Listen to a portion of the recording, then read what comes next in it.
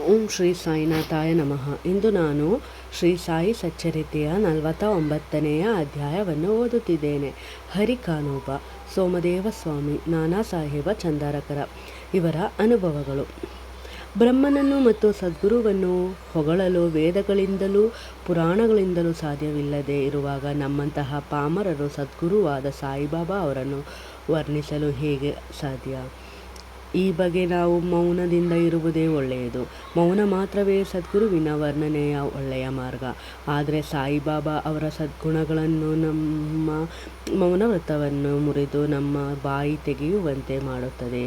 ಬಂಧು ಬಳಗದವರು ಜೊತೆಯಲ್ಲಿ ಇಲ್ಲದಿದ್ದರೆ ಒಳ್ಳೆಯ ಆಹಾರವು ರುಚಿಸುವುದಿಲ್ಲ. ಆದರೆ ಅವರು ನಮ್ಮ ಹತ್ತಿರ ಇದ್ದರೆ ಅದಕ್ಕೆ ರುಚಿ ಬರುತ್ತದೆ. ಇದು ಸಾಯಿ ಲೀಲಾಮೃತಕ್ಕೂ ಅನ್ವಯಿಸುತ್ತದೆ. ಈ ಅಮೃತವನ್ನು ಒಬ್ಬರೇ ಸೇವಿಸಲಾಗುವುದಿಲ್ಲ. ಸ್ನೇಹಿತರು, ಬಂಧು ಬಳಗದವರು ನಮ್ಮ ಜೊತೆಗೆ ಇದ್ದರೆ ಅದರ ರುಚಿಯೇ ಬೇರೆ. ಶ್ರೀ ಸಾಯಿಬಾಬಾ ಅವರೇ ಸ್ವತಃ ತಮ್ಮ ಕಥೆಗಳನ್ನು ಬರೆಯುವಂತ ಪ್ರೇರೇಪಿಸಿ ಬರೆಯಿಸಿಕೊಳ್ಳುತ್ತಾರೆ. ಅವರಲ್ಲಿ ಶರಣಾಗತರಾಗಿ ಅವರನ್ನು ಭಕ್ತಿಯಿಂದ ಧ್ಯಾನಿಸುವುದೊಂದೇ ನಮ್ಮ ಕರ್ತವ್ಯ. ತಪಸ್ಸು ಮಾಡುವುದು, ಯಾತ್ರೆ, ಹರಕೆ, ತ್ಯಾಗ, ಧ್ಯಾನ ಇವುಗಳಿಗಿಂತ ಉತ್ತಮವಾದದ್ದು ಸದ್ಗುರುವನ್ನು ಕುರಿತು ಧ್ಯಾನಿಸುವುದು. ಇದೆಲ್ಲಕ್ಕಿಂತ ಶ್ರೇಷ್ಠವಾದದ್ದು ಬೇರೆ ಇನ್ನಿಲ್ಲ. ಕಾರಣ ನಾವು ಸಾಯಿ ನಾಮವನ್ನು ಉಚ್ಚರಿಸುತ್ತಾ, ಅವರ ವಚನಗಳನ್ನು ಸ್ಮರಿಸುತ್ತಾ, ಅವರ ಮಹಿಮೆಯ ಧ್ಯಾನ ಮಾಡುತ್ತಾ ತಲ್ಲೀನರಾಗಬೇಕು. ನಮ್ಮ ಸಂಸಾರ ಬಂಧನವನ್ನು ತೊಲಗಿಸಲು ಇದಕ್ಕಿಂತ ಉತ್ತಮವಾದ ಬೇರೆ ಮಾರ್ಗ ಇನ್ನೊಂದಿಲ್ಲ.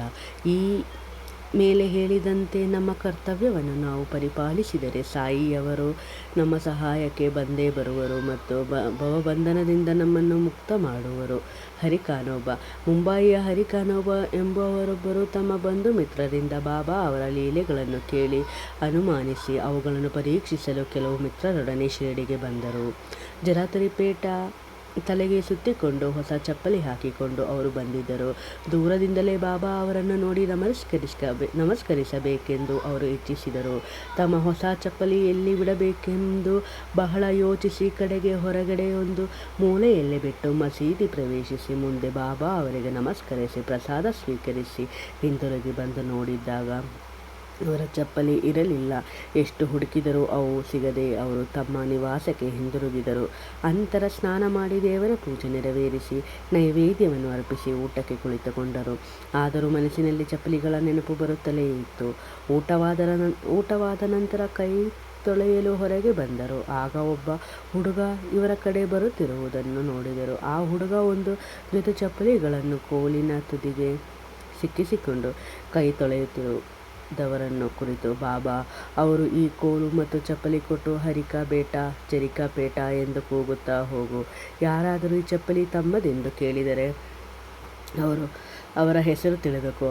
ಅವರು ಕಾನೋಬನ ಮಗ ಎಂಬುದನ್ನು ಕೇಳಿ ತಿಳಿ. ಅವರು ಜರಿಪೇಟ ಹಾಕಿಕೊಂಡಿರುತ್ತಾರೆಯೇ ಎಂಬುದನ್ನು ನೋಡಿ ಅನಂತರ ಇವುಗಳನ್ನು ಕೊಡು ಎಂದು ಹೇಳಿದ್ದಾರೆ ಎಂದನು. ಹರಿಕಾನೋಬ ಇದನ್ನು ಕೇಳಿ ಸಂತಸದಿಂದ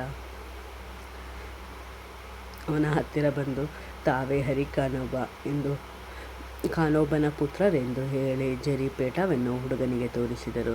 ಹುಡುಗನು ನಂತರ ಅವರಿಗೆ ಚಪ್ಪಲಿ ಕೊಟ್ಟನು. ಆಗ ಅವರು, ನಾನು ಜರಿಪೇಟ ಹಾಕಿಕೊಂಡಿರುವುದು ಎಲ್ಲರಿಗೂ ಗೊತ್ತಿದೆ. ಬಾಬಾ ಅವರು ಸಹ ಇದನ್ನು ನೋಡಿರಬಹುದು. ಆದರೆ ನಾನು ಶಿರಡಿಗೆ ಬರುತ್ತಿರುವುದು ಇದೇ ಮೊದಲು. ನನ್ನ ಹೆಸರು ಹರಿಕಾನೋಬ ಎಂದು, ನಾನು ಕಾನೂಬನ ಪುತ್ರನೆಂದು ಅವರಿಗೆ ಹೇಗೆ ತಿಳಿಯಿತು ಎಂದು ಯೋಚನಾಮಗ್ನರಾದರು. ಅವರು ಶಿರಡಿಗೆ ಬಂದಿರುವುದು ಬಾಬಾ ಅವರನ್ನು ಪರೀಕ್ಷಿಸಲೋಸ್ಕರ. ಈ ಘಟನೆಯಿಂದ ಬಾಬಾ ಅವರು ನಿಜವಾದ ಸತ್ಪುರುಷರೆಂಬ ಅರಿವು ಅವರಿಗೆ ಅರಿವಾಗಿ ಅವರು ಮುಂಬಯಿಗೆ ಹಿಂದಿರುಗಿದರು. ಸೋಮದೇವ ಸ್ವಾಮಿ.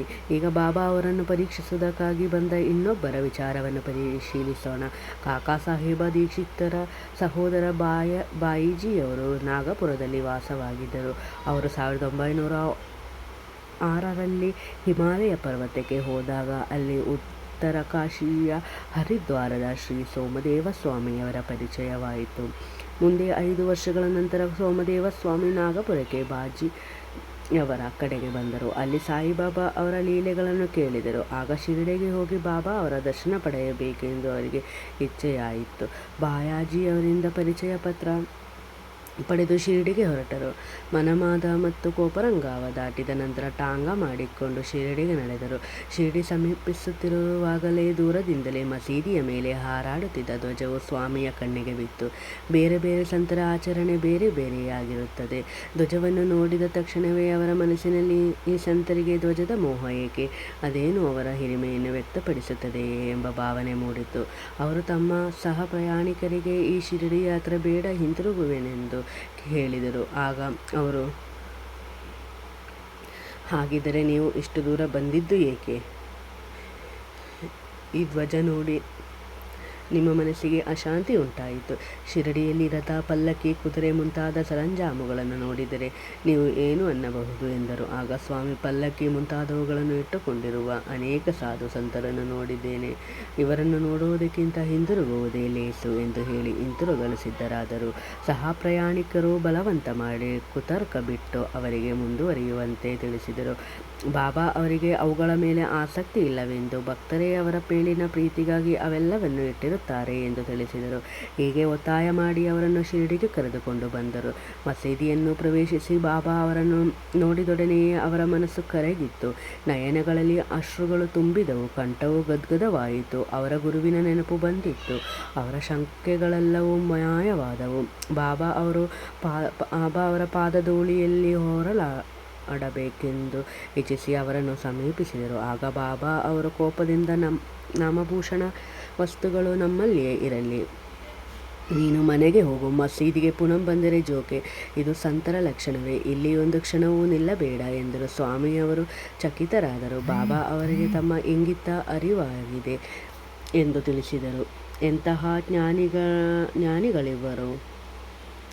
ಅವರು ಕೆಲವರನ್ನು ಆಲಿಂಗಿಸುತ್ತಲೋ, ಕೆಲವರು ಮಸ್ತಕದ ಮೇಲೆ ಅಭಯವಸ್ತವನ್ನು ನೀಡುತ್ತಲೋ ಇರುವುದನ್ನು ಸೋಮದೇವ ಸ್ವಾಮಿ ಕಂಡರು. ಅನಂತರ ಸೋಮದೇವ ಸ್ವಾಮಿ ತಮ್ಮ ನಡತೆ ಸರಿಯಾಗಿರಲಿಲ್ಲವೆಂದು ಬಾಬಾ ಅವರ ಆಕ್ರೋಶವು ಪರೋಕ್ಷವಾದ ಆಶೀರ್ವಾದವೆಂದು ಬಗೆದರು. ನಾನಾ ಸಾಹೇಬ ಚಂದೋರಕರ ಹೇಮಾಂಡ ಪಂತರು ನಾನಾ ಸಾಹೇಬರ ಅನುಭವವನ್ನು ಕುರಿತು ಬರೆದು ಈ ಅಧ್ಯಾಯವನ್ನು ಮುಕ್ತಾಯ ಮಾಡಿರುತ್ತಾರೆ. ಒಂದು ದಿನ ನಾನಾ ಅವರು ಮಾಲಾಸಾಪತಿ ಮತ್ತಿತರರೊಡನೆ ಮಸೀದಿಯಲ್ಲಿ ಕುಳಿತಿರುವಾಗ ವೈಜಾಪುರದಿಂದ ಒಬ್ಬ ಮಹಮ್ಮದಿಯನು ಕುಟುಂಬ ಸಮೇತ ಬಾಬಾ ಅವರ ದರ್ಶನಕ್ಕೆ ಬಂದನು. ಅವನ ಸಂಗಡವಿದ್ದ ಘೋಷ ಸ್ತ್ರೀಯರನ್ನು ನೋಡಿ ನಾನಾ ಅವರು ಎದ್ದು ಹೋಗಲು ಪ್ರಯತ್ನಪಟ್ಟರು. ಆಗ ಬಾಬಾ ಅವರು ಅವರನ್ನು ತಡೆದರು. ಅವಳು ಬಾಬಾ ಅವರಿಗೆ ನಮಸ್ಕರಿಸಲು ಮುಖದ ಪರದೆಯನ್ನು ಎತ್ತಿದ್ದಾಗ ನಾನಾ ಅವಳ ಸೌಂದರ್ಯವನ್ನು ನೋಡಿದರು. ನಮಸ್ಕರಿಸಿದ ನಂತರ ಅವಳು ಮತ್ತೆ ಮುಸುಕು ಹಾಕಿಕೊಂಡಳು. ಅವಳ ಸೌಂದರ್ಯವನ್ನು ಮತ್ತೊಮ್ಮೆ ನೋಡಲು ನಾನಾ ಇಚ್ಛಿಸಿದರು. ಅವರೆಲ್ಲರೂ ಅಲ್ಲಿಂದ ಹೊರಟು ಹೋದ ನಂತರ ಬಾಬಾ ನಾನಾ ಅವರನ್ನು ಕುರಿತು, ನಾನಾ ವ್ರದಾಯಕ್ಕೆ ತಳಮಳಗೊಂಡಿರುವೆ. ಇಂದ್ರಿಯಗಳು ತಮಗೆ ನೇಮಿಸಿದ ಕೆಲಸವನ್ನು ಮಾಡುತ್ತಿರಲಿ. ನಾವು ಅವುಗಳ ಗೊಡವೆಗೆ ಹೋಗಬಾರದು. ದೇವರು ಸುಂದರವಾದ ಪ್ರಪಂಚವನ್ನು ನಿರ್ಮಿಸಿದ್ದಾನೆ. ಅವನ ಗುಣಗ್ರಹಣ ಮಾಡುವುದು ನಮ್ಮ ಕರ್ತವ್ಯ. ಮನಸ್ಸು ಕ್ರಮೇಣ ಸ್ಥಿರವಾಗಿ ಸಮಾಧಾನ ಹೊಂದುತ್ತದೆ. ಮುಂದಿನ ಬಾಗಿಲು ತೆರೆದಿರುವಾಗ ಹಿಂದಿನ ಬಾಗಿಲಿನಿಂದ ಯಾಕೆ ಬರಬೇಕು?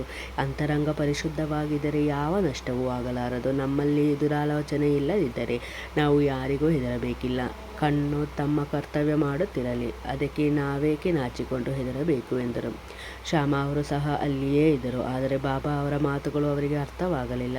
ಮನೆಗೆ ಹೋಗುವಾಗ ದಾರಿಯಲ್ಲಿ ನಾನಾ ಅವರನ್ನು ವಿಚಾರಿಸಿದರು. ಆಗ ನಾನಾ ಸಾಹೇಬ ಆ ಸ್ತ್ರೀಯ ಸುಂದರ ಮುಖ ನೋಡಿ ನನ್ನ ಮನಸ್ಸು ಅಶಾಂತತೆಯಿಂದ ಇತ್ತು. ಬಾಬಾ ಅವರು ಅದನ್ನು ಅರಿತು ನನಗೆ ಈ ರೀತಿ ಹಿತವಚನ ನುಡಿದರು ಎಂದು ಹೇಳಿಕೊಂಡಂತೆ ವಿವರಿಸಿದರು.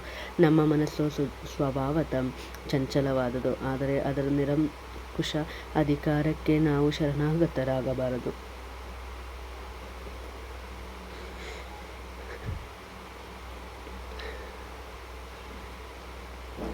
ಇಂದ್ರಿಯಗಳು ಅಶಾಂತಿಯಿಂದ ಇರಬಹುದು, ಆದರೆ ಶರೀರವನ್ನು ನಾವು ಹೇಗಾದರೂ ಮಾಡಿ ನಿಯಂತ್ರಿಸಿ ಅಸಹಿಷ್ಣುತೆಯನ್ನು ತಡೆಯಬೇಕು. ಇಂದ್ರಿಯಗಳು ವಿಷಯವನ್ನು ಅಪೇಕ್ಷಿಸುತ್ತವೆ, ಆದರೆ ನಾವು ಅವುಗಳನ್ನು ಹಿಂಬಾಲಿಸುತ್ತಾ ವಸ್ತುಗಳ ಲಾಲಸೆಗೆ ಮನಸೋಲಬಾರದು.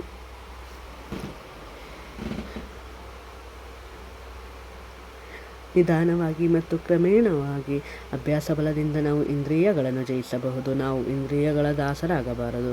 ಅವುಗಳನ್ನು ಸಮಯ ಸಂದರ್ಭಗಳಿಗೆ ತಕ್ಕಂತೆ ಸರಿಯಾಗಿ ಉಪಯೋಗಿಸಬೇಕು. ಸೌಂದರ್ಯವು ನೋಟದ ವಸ್ತು. ನಾವು ವಸ್ತುಗಳ ಸೌಂದರ್ಯವನ್ನು ಭಯರಹಿತವಾಗಿ ನೋಡಬೇಕು. ನಾಚಿಕೆಯಾಗಲಿ ಹೆದರಿಕೆಯಾಗಲಿ ಸ್ಥಳವಿರಬಾರದು. ಮೋಹರಹಿತವಾಗಿ ಪರಮಾತ್ಮನಿಂದ ನಿರ್ಮಿತವಾದ ಸೌಂದರ್ಯದ ಕೃತಿಗಳನ್ನು ನೋಡಿ ಆನಂದ ಪಡಬೇಕು. ಈ ರೀತಿ ನಾವು ಇಂದ್ರಿಯಗಳನ್ನು ಸುಲಭವಾಗಿ ಮತ್ತು ಸ್ವಾಭಾವಿಕವಾಗಿ ಹತೋಟಿಯಲ್ಲಿ ಇಟ್ಟುಕೊಳ್ಳಬಹುದು. ಇದರಿಂದ ಆನಂದವನ್ನು ಅನುಭವಿಸುವಾಗಲೂ ಸಹ ಪರಮಾತ್ಮನ ನೆನಪು ಮೂಡುವುದು. ನಾವು ಬಾಹ್ಯೇಂದ್ರಿಯಗಳನ್ನು ಹತೋಟಿಯಲ್ಲಿ ಇಟ್ಟುಕೊಳ್ಳದೆ ಮನಸ್ಸು ಧರ್ಮ ಅರ್ಥ ಕಾಮಗಳಲ್ಲಿ ಸಿಲುಕಿದರೆ ಈ ಜನನ ಮರಣವೆಂಬ ವ್ಯೂಹದಿಂದ ನಮಗೆ ತಪ್ಪಿಸಿಕೊಳ್ಳಲು ಅಸಾಧ್ಯ. ಆದರೆ ನಾವು ವಿವೇಕವನ್ನು ನಮ್ಮ ಸಾರಥಿಯನ್ನಾಗಿ ಮಾಡಿಕೊಂಡರೆ ಇಂದ್ರಿಯಗಳು ದಾರಿ ತಪ್ಪಿ ಹೋಗದಂತೆ ಮಾಡಬಹುದು. ಇಂತಹ ಸಾರಥಿಯಿಂದ ನಾವು ಶಾಂತಿ ಸಾಗರವಾದ ಸಾಯಿ ಪಾದವನ್ನು ಸುಲಭವಾಗಿ ಸೇರಬಹುದು. ಶ್ರೀ ಸಾಯಿ ಪ್ರಣಾಮ. ಎಲ್ಲರಿಗೂ ವಂದನೆಗಳು.